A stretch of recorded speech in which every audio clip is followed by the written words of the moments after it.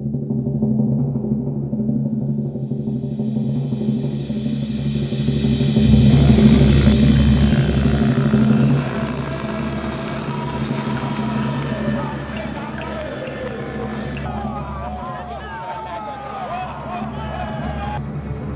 military exercise is part of a joint campaign between the US Special Forces and the Ghanaian Airborne Regiment, the Tigerwood Platoon. US Special Forces are here to exchange combat techniques with Ghanaian soldiers. Here, it's about low parachute deployment, how to cross enemy lines undetected.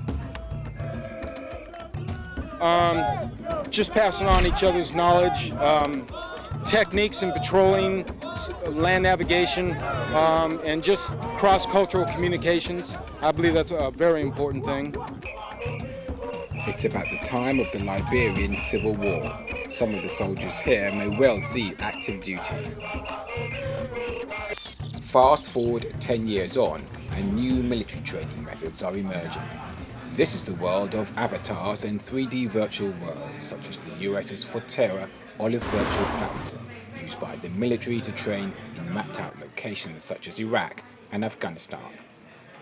Ron Edwards is behind Ambient Connections. He's a PhD student and is also the European distributor of Fonterra systems. Well, the potentials are huge. What's being used today is to train people before they go to a dangerous place. Afghanistan and other places are very dangerous. We can model those quickly and be able to visit them in the virtual world and do a lot of different things, from humanitarian to security operations, before we do them in the real world. Each year, NATO runs its war games, observing how member states' forces work together and against an unknown threat. A simulated press corps, for which I acted as editor in the field, allowed us to report our findings. We're not quite sure where they're from. Refugees has already run to say to Oh, the refugees have tried. Can you tell me what's going on? No. What's it? Come on, tell me! What's happening? Could be a general reporter, but suddenly you're in Iraq. I think that you and I could produce a list of who's done well and who's needs, and we'll be the same. It's in projects not unlike this one, in which 3D worlds, which go by the name of serious gaming, are taken off. Supporters say it cuts down the time it takes for training manuals to reach soldiers before serving in the field. All you need, they say, is a computer and net access. But there is another function as well for these metaverse societies. According to the Harvard Business Review, it's the future of the net and TV of the future, and they advocate business take an early lead with the technology.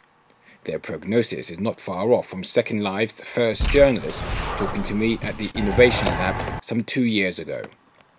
How people are using the Second Life as a medium that kind of converges all the aspects of the internet that we're seeing now into a shared 3D immersive space that we all interact in as avatars, which are representations of ourselves or extensions of ourselves, an alter ego.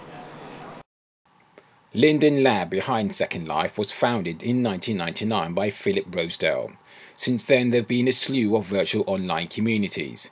The Sims Online and There for Teens, Worlds.com and Virtual Ibiza for the 20-somethings, and the Manor and Palace for midlifers. It's led experts to declare this is Web 3 in the making.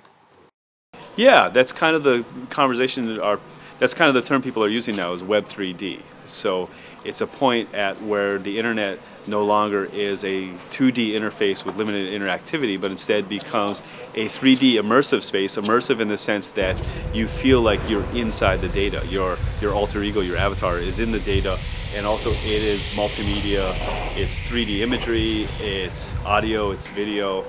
So yeah, it becomes, or the argument is, it becomes the next generation of the web.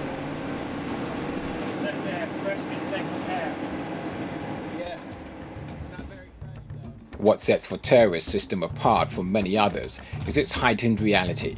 Avatars can actually talk to each other through speech, the face modeling is more defined, and the avatars mimic real-life human behavior, which is down to the software's advanced physics. We heard some great presentations here at Smart Lab about wrapping communities, connecting communities with fiber and putting an infrastructure in. Why can't we use virtual technology to connect them with educational institutions around the world?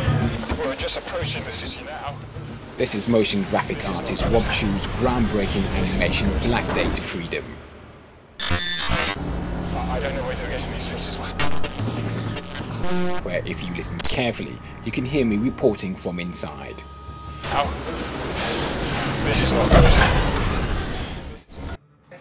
Brilliant as it is, there are limits to its interaction, which is why I'm looking forward to what might be a first, the first video journalist inside Fonterra's world. Journalism and solo reporting that can have an impact in the real world.